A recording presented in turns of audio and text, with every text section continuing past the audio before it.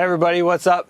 This is Dennis William Lee from the band Gutvoid from Toronto, Canada, here in Jakarta at Nocturnal Blazze. Very excited to be here. My band Gutvoid, we just recorded and put out our first full-length album called Durance of Lightless Horizons.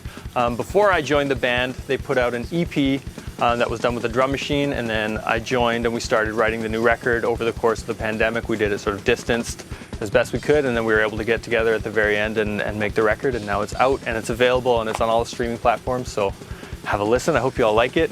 The album was recorded on my drum set, which is a Mapex Saturn with a 22 bass drum, 10, 14, 16, so 2 floor toms.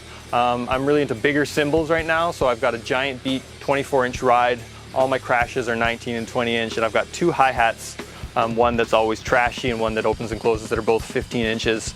I like to get that bigger sound, a little bit warmer, because our band is, I mean, we're death metal, but we're also doom metal. We're like doom death, and there's hints of prog, but yeah, so we like to get that warm, kind of richer sound.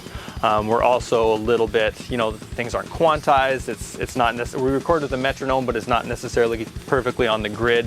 That comes a lot from the drummers I'm influenced by. I mean, I listen to obviously a lot of death metal drummers, as well as a lot of Indonesian death metal drummers. I'm thinking of Adi from Siksa and Alvin from Noxa, and previously from Dead Squad, and Putra from Burger Kill.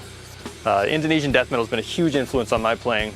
But also the sort of the heavier rock bands that I grew up with. Soundgarden, Matt Cameron was a big influence, Reed Mullen from Corrosion of Conformity, and getting sort of that groove in there, as well as a lot of jazz drummers. Art Blakey and Elvin Jones are sort of always on my mind when I'm playing, just in terms of the swing and the swagger and the feel, and it's not just, you know, we're not just plowing through, it's like we're trying to get some movement in there and some sort of the human element to it.